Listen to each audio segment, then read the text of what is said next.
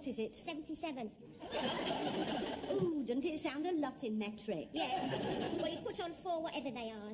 Centipedes, Miss Brown. Well, whatever they are, you'll put more of them on. Of course, it's all the government's fault. How'd you work that out? Well, it's the sugar shortage. I've stocked up so much, if I don't keep eating it, I'll never get rid of it. But if you keep on like that, you'll be too fat to get into your store cupboard. I wish I could put on weight. I can't understand it, you know. I have a big meal every night. I don't know how you can afford it. I can't. I have to keep going out with these fellas I don't like just to keep body and soul together. Oh, I couldn't do that. Oh, it's easy. I wear a low frock. They have a good look and I have a good look.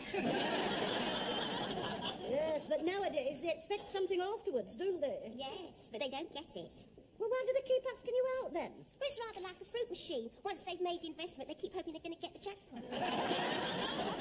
They'd have to pull the handle a lot of times before they got my cherries up. Thank you very much, sir. And if the socks aren't satisfactory, don't hesitate to bring them back. Thank you so much. It won't make a bit of difference. Anyway, the meal cost £7. And I borrowed this car to take her home so as to be sure of a quick cuddle, and what happened? About half a mile from her house, she gets her door key out and starts feeling for the passenger door handle. You mean she was keen to make a night of it? No, she was keen to make a run for it. Anyway, I borrowed the car again tonight to take her out again. What makes you think you'll do any better tonight? I've unscrewed the door handle. Oh, for the return of the romantic age, when one's heart leapt at the sight of an ankle slipping into a hansom cab. Now it's clunk, click, strip off quick. Where is Mr. Granger? He hasn't returned from his tea break yet, Captain Peacock. I see. Tell him I wish to see him, will you, as soon as he returns? Certainly, Captain Peacock. Ah, Mr. Granger, Captain Peacock was just asking for you, but I told him you hadn't come back from your tea break yet, and he said he wanted to have a word with you as soon as you return. Oh, I see. Right. So, will you take over from me, Mr. Humphreys? I'm going to have a word with Captain Peacock. Certainly, Mr. Granger. Shall I take over from you, Mr. Humphreys? Get stuff, Mr. Luther. You wanted to have a word with me, Stephen? Yes, Mr. Granger. It's 11:10. You've had 20 minutes for your coffee break. Your entitlement is 15. How do you account for this? I spent a few minutes in the boys' room on my way back. That's not part of your coffee break. It's the result of it. 5 whole minutes. There was a queue. I don't think Mr. Rumbold will regard that as an adequate excuse. You don't mean that you're going to report me, Stephen? Yes, I am, Mr. Granger. Very well, old Captain Peacock. I'm sorry, but it's my job. You mean to be a sneak? It's not easy for me, you know. On the one hand, we have our friendship, and on the other, I have my job to do. Now I have to wear 2 hats. Well, you will find no difficulty in that. You're two-faced. Did you hear that, Mr. Humphreys? I did, Mr. Granger. Sit here. Glass of water for Mr. Granger. Don't let him drink it all at once. You'll need another 5 minutes off. Thank you so much, Mr. Good morning. Come on, Miss Brown. Before you go to lunch, Mrs. Slocum, I want a word with the floor personnel by the centre stand. Well, I hope it's important because I'm dying for me lunch. Miss Browns, everything I have to say is important.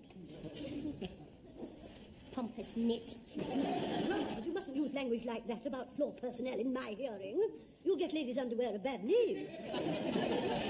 I want a word with the floor personnel before you all go to lunch. Well, I hope it won't take long. Otherwise, Mr. Herbert of Hardware will have pinched my seat. Some people have all the luck. Do you need me? Yes, juniors as well. Now, this won't take a moment. From the DM/CR to FW/LNGD/SP, re-T. Captain Peacock, what language are you speaking? It simply means, Mrs. Slocum, from the DM/CR, the departmental manager Cuthbert Rumbold, to FW/LNGD/SP, to floor walker ladies and gentlemen's department Stephen Peacock, regarding tea. What does T stand for? It doesn't stand for anything. You drink it. TEA, tea. They use these initials to save time. Doesn't seem to be working very well, does it? Would if people didn't keep asking questions. Well, people wouldn't need to if they knew what you were rabbiting on about. If I may be allowed to continue, Mrs. Slocum. Oh, yes, PCO. I beg your pardon? Please carry on. Oh, where was I? You just got to the bit where you were stroking Cuthbert Rumbold. I see you are... Oh, you're not starting on those initials again.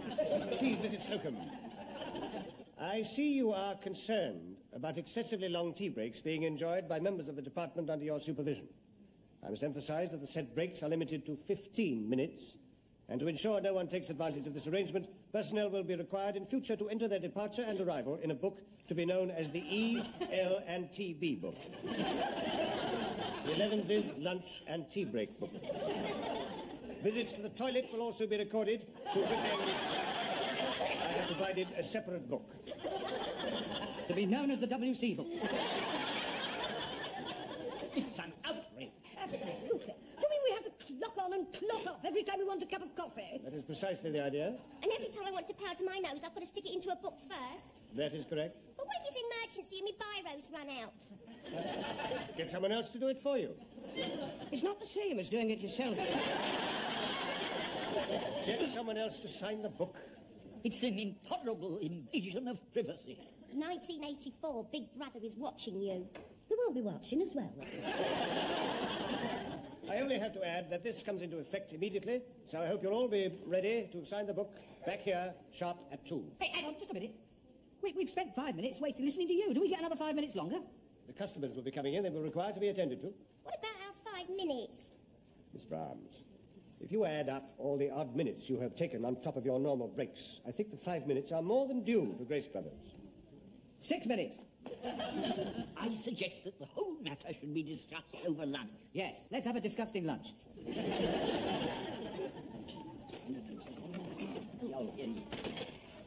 Fred, who's for cocky-leaky? Dumplings? Close to Newcastle? Who's the grapefruit cocktail? Mine?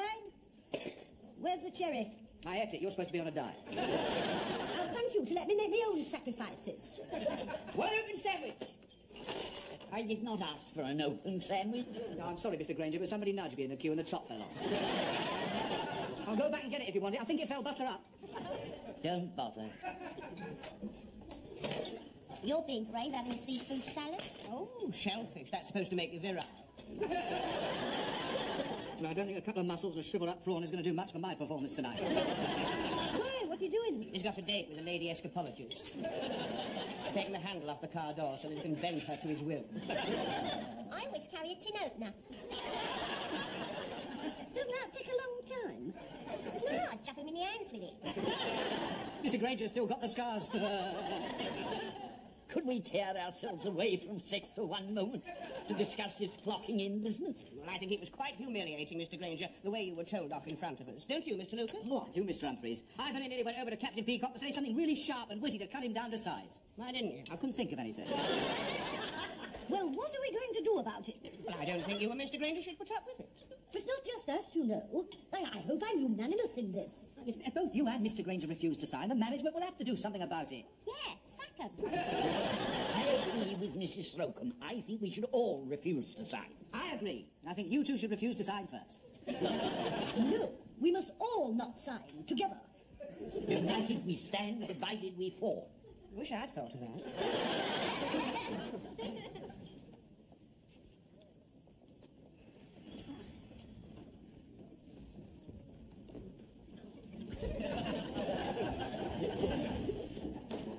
Stranger, Yes, Captain Peacock? will you come here a moment, please? We're all behind you. Off you go. Mr. Granger, return from lunch, 14:03. Will you sign, please? Sorry, Captain Peacock, but I must refuse to sign your book. I will ask you once more, Mr. Granger. Mr. Granger, return from lunch, 14:04. Will you sign, please? Again, I shall refuse. I see. Mr. Granger, refused, point blank to sign book. Twice. Mr. Granger, I shall now report your action to Mr. Rumbold. But, Captain Peacock, all the others refused to sign as well. On the contrary, Mr. Granger, I only asked you, you refused, and you will be reported. That's the brandy for Mr. Granger. Oh, down, Mr. Granger, the way you stood up to him. Oh, we shall always remember you for that, Mr. Granger, when you've gone. But I thought that we were all going to stand up to him. I only hope I'll be as brave as that when my turn comes. Well, I think you all ought to sign something to say that you won't sign it. Don't worry, Mr. Granger, we're all behind you. Oh, yes, we're all in this together. Only you're in it a bit deeper.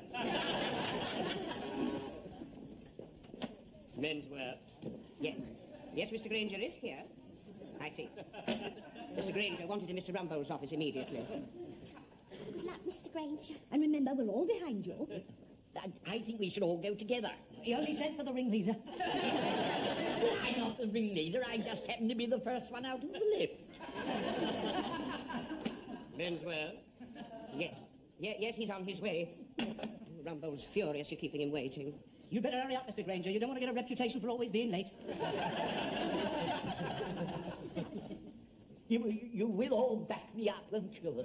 If you don't look sharp, you won't be here for us to back up. You know, I think you went too far defying Captain Peacock like you did. We did all agree not to sign together. Well, of course, we wouldn't have signed the first time he asked us as a protest, but we would have done the second time. I think he went too far. Mind you, I'm still behind him. Oh, yes, we're all behind him. Only not so close. Have your notepad ready, Miss Ainsworth? I shall expect a verbatim report of everything that is said at this meeting. Come in. I believe you wanted a word with me, Mr. Rumbold. I've been waiting 5 minutes to have a word with you, Mr. Granger. I came as quickly as I could.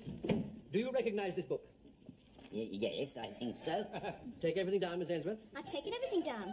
Knock, knock, come in. I believe you wanted to have a word with me, Mr. Rumbold. I've been waiting 5 minutes to have a word with you, Mr. Granger. I came as quickly as I could. Do you recognise this book? Yes, I think so. Take everything down, Miss Ainsworth. I've taken everything down. Don't put down what you say. Yes, sir. Shall I put that down? No. Let's start again. Knock, knock, come in. Please. Miss Ainsworth, be quiet. Now, Mr. Granger, do you admit that you refused to sign this book? We all refused. I'm afraid that's not true. I only asked Mr. Granger. But they were all behind me. I see. Led by you. I'm afraid, Peacock, it seems clear we must make an example in this case. I'm afraid so. One rotten apple can spoil the whole barrel. I would like to say, in Mr. Granger's defence, that he has never been a rotten apple. Thank you, Captain Peacock. Until today. Come in. I'm in. I wish you'd wait until I say come in before you come in. I'm having an important meeting here. Shall I go out again, then? No, put it down. Shall I put that down? I don't want that put down. What shall I do with it, then? Put it down. I thought you said don't put it down. I don't want you to put it down. Well, I'm going to put it down. And as far as I'm concerned, you can stick it up. Don't put that down, Miss Ainsworth. Now, where were we? Never been a rotten apple in the barrel until today. Yes, Mr. Granger. For the 4 minutes unauthorised absence, I am deducting 25 pence from your pay packet, plus a further 25 pence for refusing to sign this book. Could I sign now and save the 25 pence? No, I'm afraid not. Captain Peacock's remarks take up the place where you were supposed to sign. That is all, Mr. Granger. The matter is closed. What about the others? That is all, Mr. Granger. The matter is closed. Well, I think it's disgraceful. You having to pay 50p. I shouldn't stand for it. No, you should stand up for yourself and tell him where to get off. Yeah, we're behind you. I prefer to forget it. It's all been most unpleasant. I think we all ought to chip in and pay Mr. Granger's fine. I mean, after all, it's only 10p each. Ah, but he was fined 25p for being late and 25p for not signing. Now, we're only supporting him for not signing, so we should really pay half. Hold on. Now, there's a principle involved here, isn't there? Brother Granger is being victimised because he stood up for his rightful rights. Now, it's only fair that we should stand up for him. This has nothing to do with you, Mr. Nash. Get back to your basement. It has everything to do with me, Brother Slocum. I am shop steward, and in that capacity, I am convening an emergency meeting in accordance with Section 23 of the Rule Book. Can we do that? Of course we can. But what about the customers? You'll have to wait. It all comes to a halt when the brothers say so. Well, it's just like the mafia. And the cosy nostril. Are you free, Mr. Granger? Come in, Captain Peacock. Don't move, brother. You'll be Captain Peacock once. He can't touch us once I've convened an emergency meeting. We are sacrosanct. Is that true? That is true. Brother Humphreys. Oh, doesn't it bring you close when you have a union? I called you, Mr. Granger. I've been convened. Get off the floor, Mash. Unless you want everybody out from here to Harrods, I would not use that tone of voice, Peacock. Now then, we are gathered here today, brothers, to consider the case of Brother E. Granger. So you're behind this, Granger? No, we're all behind it. Now, as I see it, we've got two things to decide. What we want and how we are going to get it. But I'm not sure what we want. Ah, well, you're lucky you got me here then, ain't you? Firstly, we want to remove the stigmata attached to Brother Granger. Oh, it sounds like The Exorcist. And secondly, on the time element, we want to be free and unrestricted in the cloakroom. I'll second that. And thirdly, we want a reappraisal of the whole archaic coffee break system, bringing it into line with current industrial practice. What does that mean? What does that mean? That means, brother, that unless the management meet our demands, we take action. And if that don't work, we'll escalate. Hear me. Well, now you've wasted enough time, Mash. Everybody back to work. You're out of order, Brother Peacock, and I do not want to have to reprimand you again, all right? Right. Now then, as I see it, the main point to hold out for is travelling time to and from the tea breaks, right? Your tea should start not when you leave here, not when you get in the lift, not when you stand in the queue at the counter, not even when you pay for it. Your tea should start when you sit down and actually dip your biscuit in the cup. Doesn't he speak well? Thank you, brother. I'm now about to put a motion on the table. Some of the phrases are strange. Now, I move that this meeting authorises me to put our demands before the management and to form a strike committee with carte blanche to take industrial action. Hands up, all those for the motion. Jolly good. All those against? You can't vote, you've got no standing. I'm a member of the union. Where's your card? I left it at home.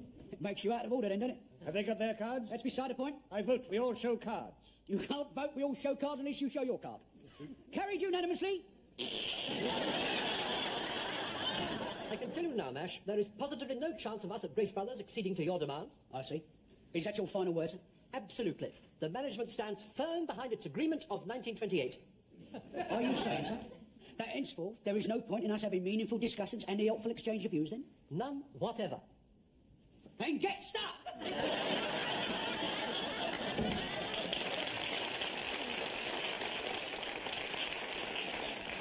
Don't put that down, Miss Ainsworth. That's it then, brothers. As from this moment in time, it's go slow.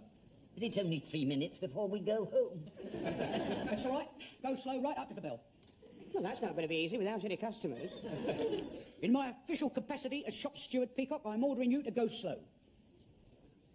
Hold down, Mrs. Slocum. As from now on, it's go slow. But if I don't get these covers on quick, I'll miss my bus. Well, leave them. But my undies will get all smutty. So let them get smutty. I'm not that kind of person.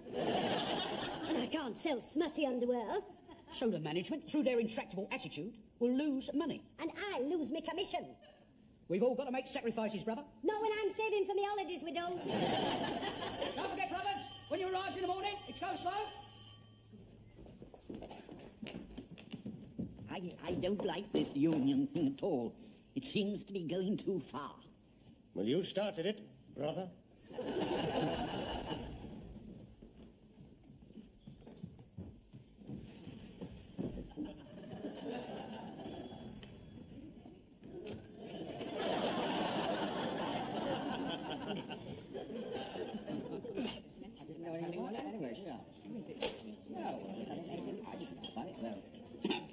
I tell you, brothers, I'm really proud of you. The go slow this morning was 100% effective.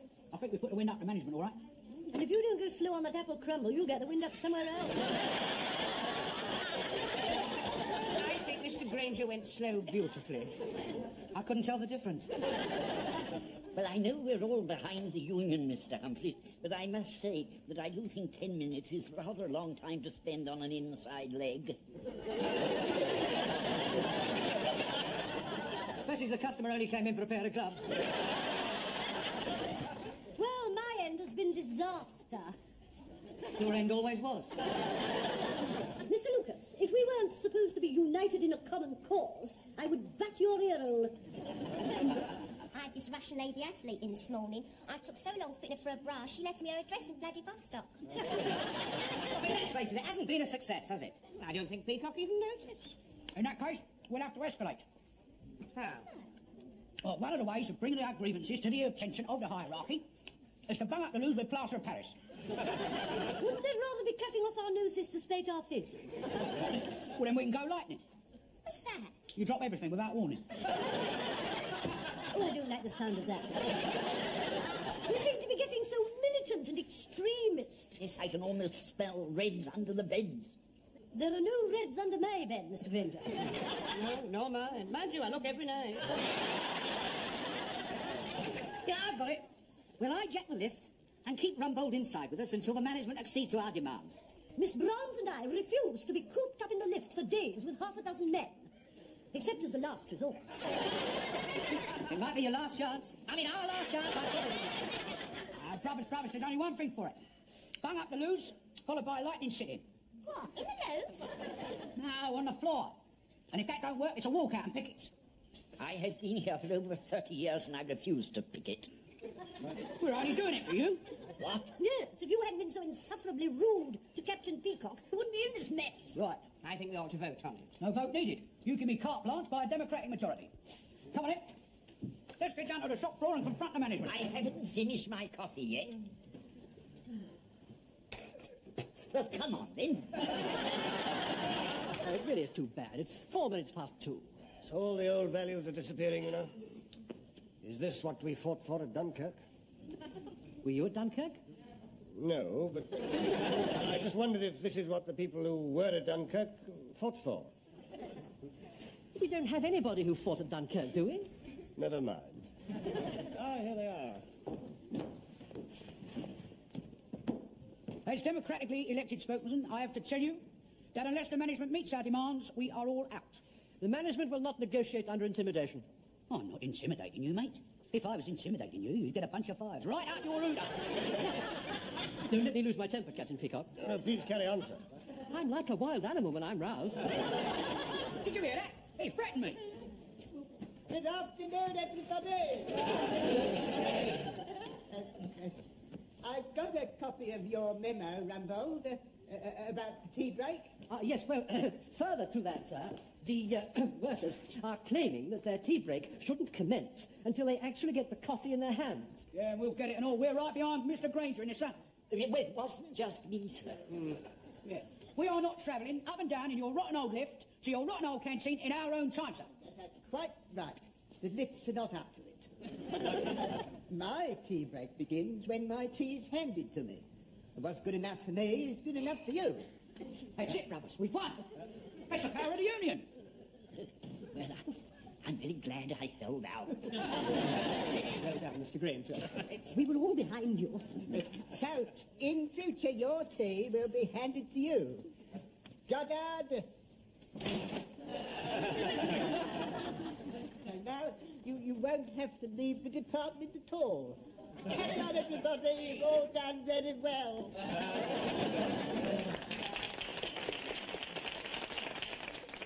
Oh, paper cups. And you know, I always rather enjoyed my walk to the canteen. Yes, and I enjoyed my ride up in the lift. I shan't see my friend behind the counter. Never mind, brothers. We've won a great victory and lost our tea break. Mr. Mash. Captain Peacock.